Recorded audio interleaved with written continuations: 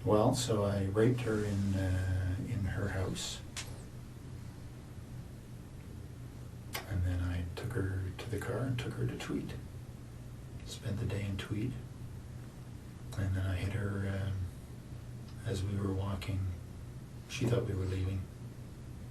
Hit her on the back of the head.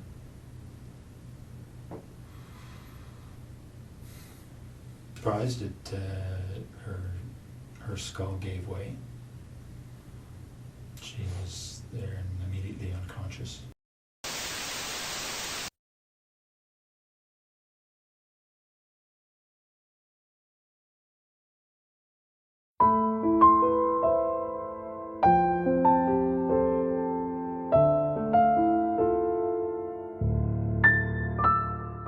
Halo semuanya, saya Devi. Hari ini kita akan membahas kasus gila lain yang begitu mengerikan sekaligus membingungkan yang terjadi di Kanada pada tahun 2010 silam. Tetapi sebelumnya saya ingatkan kembali bahwa kisah yang ada dalam video ini adalah berdasarkan kisah nyata, bukan film. Jadi langsung saja, mari kita bahas.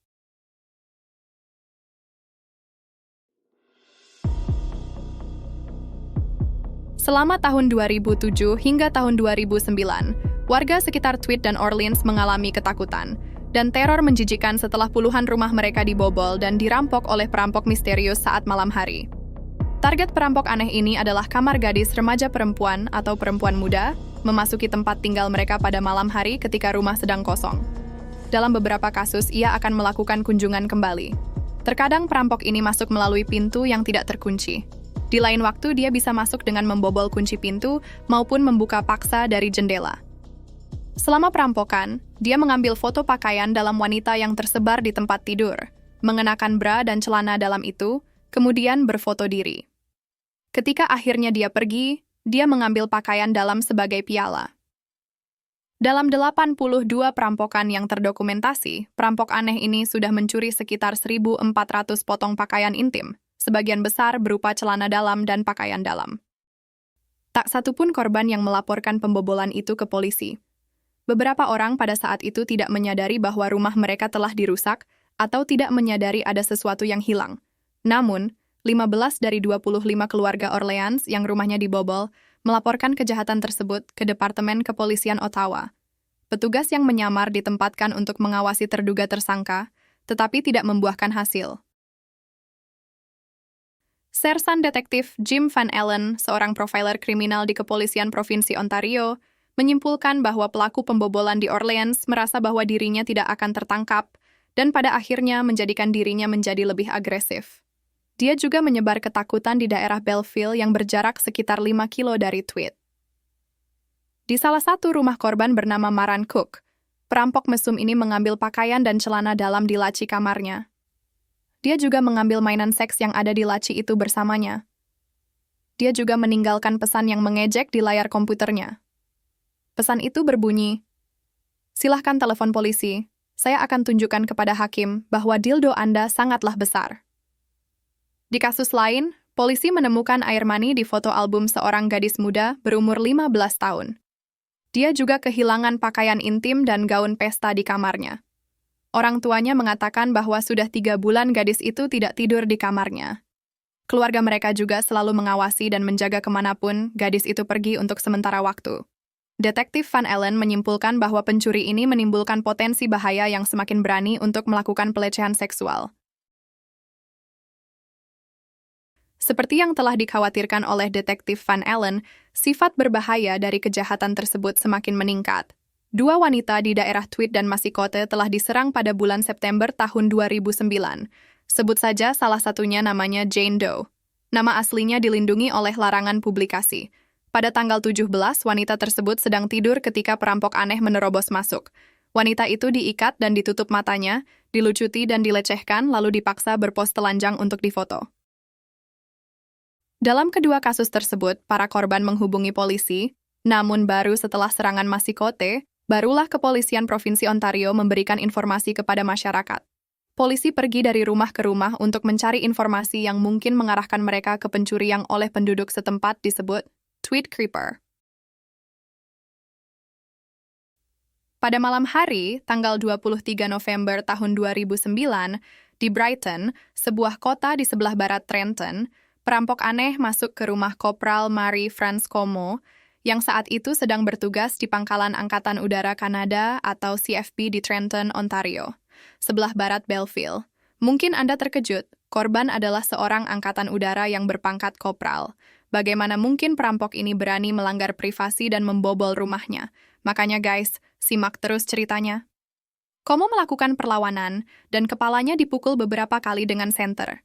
Selama 2 jam berikutnya, pelaku berulang kali memperkosa Como, memukulinya dengan kejam. Dia merekam semuanya dalam bentuk video dan foto. Dia membuat Como sesak napas dengan membalut wajahnya dengan lakban, lalu membungkus tubuhnya dengan selimut dan meninggalkannya di kamar tidurnya. Pacarnya, Alan Plante, menemukan tubuh Como tergeletak di sana setelah 30 jam kemudian. Saat polisi menggeledah rumah Como untuk mencari petunjuk, mereka masih belum menemukan pencerahan.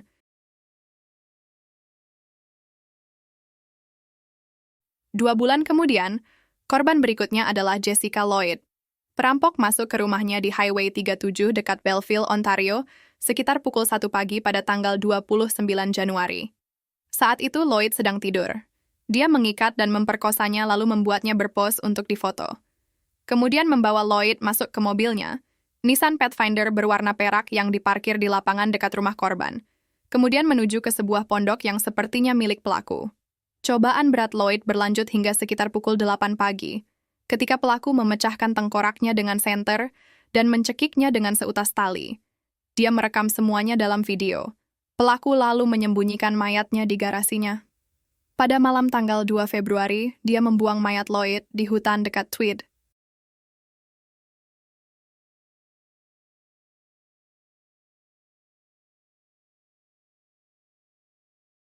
Jessica Lloyd dilaporkan hilang oleh keluarganya ketika dia tidak masuk kerja dan tidak ada di rumah, meskipun mobilnya ada di sana. Polisi merespons dengan cepat. Penyelidik dari OPP dan Departemen Kepolisian Belleville mencurigai bahwa pelecehan seksual di Tweed, pembunuhan Como, dan hilangnya Lloyd ada hubungannya. Kemudian pencarian besar-besaran dilakukan, termasuk personel dan pesawat pencarian dan penyelamatan dari Pangkalan Angkatan Udara Kanada atau CFB Trenton, yang diberi wewenang oleh Kolonel Russell Williams.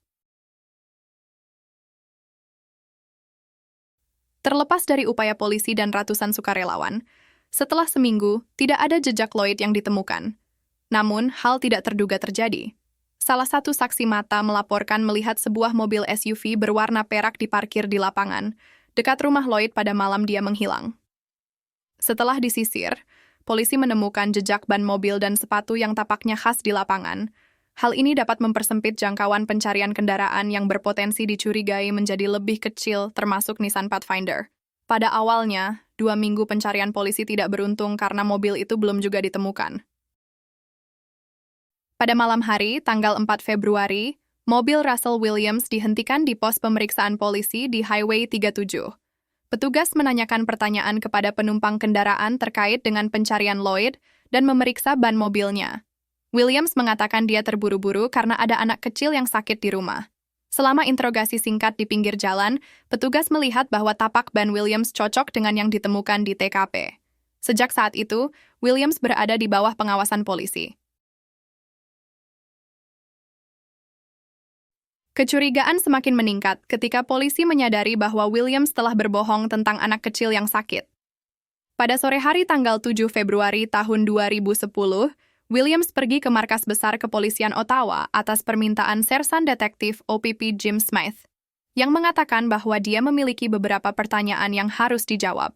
Begitu Williams berada di ruang interogasi, Smythe mengonfrontasinya dengan pertanyaan-pertanyaan yang pada awalnya tidak mendapatkan jawaban yang memuaskan. Terlebih lagi, Williams mengenakan sepatu bot yang jejaknya sama dengan jejak sepatu yang ditemukan di lapangan dekat rumah Lloyd. Saat interogasi sedang berlangsung, di tempat lain, petugas dengan surat perintah penggeledahan menuju rumah pondok Williams di Tweed dan juga rumahnya di Ottawa. Tentu saja istrinya terkejut, tetapi dia kooperatif.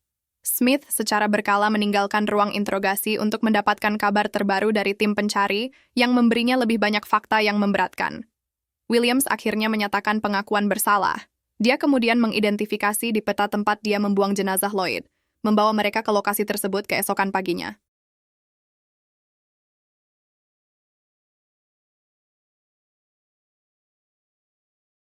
Jadi siapa sebenarnya Russell Williams? David Russell Williams adalah seorang pilot dan komandan Angkatan Udara di Pangkalan Angkatan Udara Kanada atau disingkat CFB di Trenton, Ontario. Itu adalah pangkalan udara terbesar di Kanada. Bukan hanya seorang komandan, tetapi juga seorang pilot terkenal dan berprestasi yang pernah bertugas di luar negeri dan pernah menerbangkan pejabat tinggi, seperti Perdana Menteri Kanada dan Ratu Inggris. Dia didakwa dengan pembunuhan 2 wanita dan banyak kejahatan terkait seksual lainnya. Kasus aneh ini mengejutkan militer dan negara serta menjadi sensasi media internasional.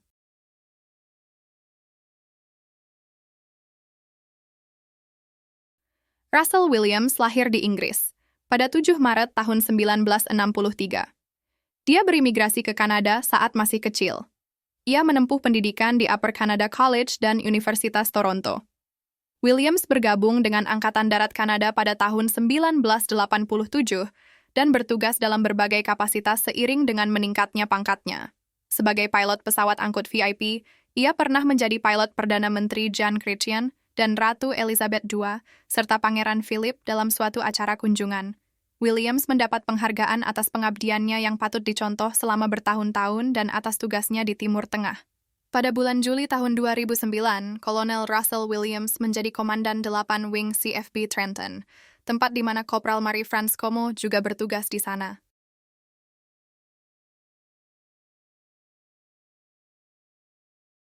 Williams menikah dengan Mary Elizabeth Harriman yang merupakan Direktur Asosiasi Yayasan Jantung dan Stroke Kanada. Mereka tidak memiliki anak, tinggal selama 13 tahun di sebuah rumah di Wilkie Drive di pinggiran Ottawa, Orleans. Kemudian mereka pindah ke rumah yang mereka bangun di lingkungan ibu kota Westboro. Williams sering menghabiskan waktu di pondok miliknya di Cozy Cove Lane di desa Tweed, Ontario, 53 km dari Trenton. Menurut biografi Williams yang telah diposting di situs web Departemen Pertahanan Nasional, dia adalah seorang fotografer, nelayan dan pelari yang rajin, dan dia serta istrinya adalah pegolf yang aktif. Teman kuliah William, Jeff Farquhar, mengatakan bahwa William, pada masa-masa di asrama, sering menyelinap ke kamar-kamar asrama lain, dan lalu secara tiba-tiba muncul dan mengejutkan semua orang. Penggeledahan di properti Williams menemukan kameranya, tas ransel berisi topi tengkorak hitam, buku manual untuk membuka kunci, dan kotak serta sarung bantal berisi celana dalam dan pakaian dalam.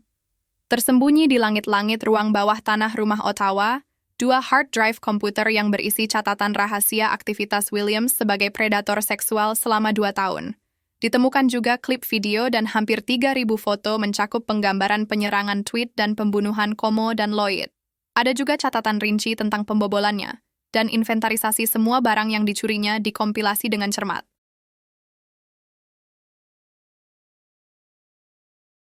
Berita penangkapan Williams dan kehidupan gandanya yang aneh mengejutkan pihak militer dan semua orang yang mengenalnya dan juga mengejutkan publik. Russell Williams hadir di hadapan Pengadilan Ontario di Belleville melalui tautan video dari Pusat Penahanan Quinte pada tanggal 22 Juli tahun 2010, di mana sidang berikutnya ditetapkan pada tanggal 26 Agustus. Pada tanggal 18 Oktober 2010, Williams mengaku bersalah atas semua tuduhan. Pada hari pertama persidangan dan pengakuan bersalah Williams, muncul rincian pelecehan seksual lain yang dilakukannya, termasuk yang terjadi pada seorang ibu yang terbangun dengan pukulan di kepala saat dia dan bayinya tertidur di rumahnya. Hari pertama persidangan mengungkapkan bahwa Williams juga memiliki kecenderungan pedofilia, mencuri pakaian dalam gadis berusia 9 tahun. Dia melakukan 80 kali penyerangan rumah terkait fetish dan percobaan pembobolan antara September 2007 dan November 2009. Kejahatan Williams telah berkembang dari hanya pembobolan menjadi penyerangan seksual tanpa penetrasi, hingga akhirnya pemerkosaan dan pembunuhan. Dia terus mencatat secara rinci mengenai kejahatan yang dia lakukan, menyimpan foto dan video, dan bahkan meninggalkan catatan dan pesan untuk para korbannya. Dia juga mengaku masuk ke kamar tidur seorang gadis berusia 12 tahun, dia meninggalkan pesan di komputernya yang berbunyi merci atau terima kasih dalam bahasa Prancis. Dia telah mengambil ribuan gambar kejahatannya dan menyimpan foto-foto itu di komputernya. Pengacara mahkota, Robert Morrison, memperlihatkan sejumlah foto Williams yang mengenakan berbagai pakaian dalam dan bra yang dicurinya, sering melakukan masturbasi sambil berbaring di tempat tidur korbannya. Beberapa foto yang dipaparkan pada hari pertama persidangannya dimuat di beberapa surat kabar. Sebagaimana dijelaskan oleh beberapa surat kabar, meskipun meresahkan, foto-foto tersebut diterbitkan karena dapat menangkap inti kejahatan Williams dan menunjukkan sifat sebenarnya dari kejahatannya. Di antara media berita yang menerbitkan beberapa foto yang dirilis adalah The Montreal Gazette dan The Toronto Star. Williams juga mengaku hanya bertemu Kopral Como sekali sebelum kematiannya. Dia bekerja sebagai pramugari di penerbangan militer. Tapi sebagai bosnya, dia tahu dia tinggal sendirian dan juga jadwalnya. Beberapa hari sebelum dia membunuhnya, dia masuk ke rumahnya dan mengambil 18 foto dirinya dengan pakaian dalam komo dan berdiri di samping seragam angkatan udaranya yang sudah disetrika. Hakim Pengadilan Tinggi Ontario, Robert F. Scott, menghukum Williams pada tanggal 22 Oktober tahun 2010 dengan 2 hukuman penjara seumur hidup secara bersamaan, tanpa pertimbangan pembebasan bersyarat selama 25 tahun. Setelah hukumannya, Gubernur Jenderal Kanada, David Johnston, mencabut komisi Williams dan mengeluarkannya dari angkatan bersenjata. Williams dicopot dari pangkat kolonel di Angkatan Udara Kerajaan Kanada, serta penghargaan militernya, medali layanan Asia Barat Daya, dengan Gesper Afghanistan, dan dekorasi Angkatan Darat Kanada dengan 1 Gesper. Dia diizinkan untuk mempertahankan pensiun militernya sebesar $60,000 CAD per tahun, karena penghentiannya memerlukan tindakan parlemen. Setelah dikembalikan ke Angkatan Darat, seragamnya dibakar, medalinya dipotong-potong, dan instrumen komisinya diparut, tindakan yang mirip dengan komponen degradasi militer. Kendaraannya, Nissan Pathfinder, juga dihancurkan dan dibuang. Williams awalnya dipenjara di Lembaga Pemasyarakatan Kingston, di unit segregasi penjara. Setelah penjara memulai proses penutupan, dia dipindahkan ke Port Cartier Institution, penjara dengan keamanan maksimum di Port Cartier, Quebec.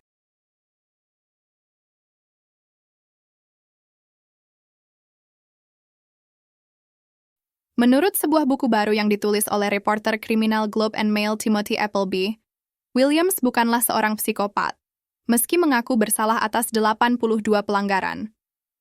Reporter kriminal veteran tersebut menyimpulkan bahwa Williams adalah seorang parafilia atau penyimpangan seksual dengan obsesi seksual yang mengakar begitu dalam sehingga begitu dia memberi mereka kendali, mereka mengambil alih hidupnya.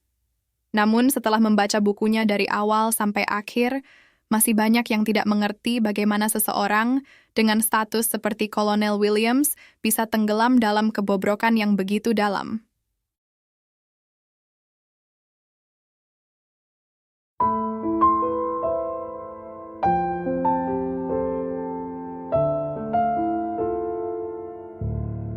Demikianlah guys, kisah unik dan sangat di luar nalar yang dialami oleh Russell William dari Kanada. Semoga kita bisa menjaga diri dan terhindar dari sifat-sifat yang merugikan diri sendiri dan orang lain.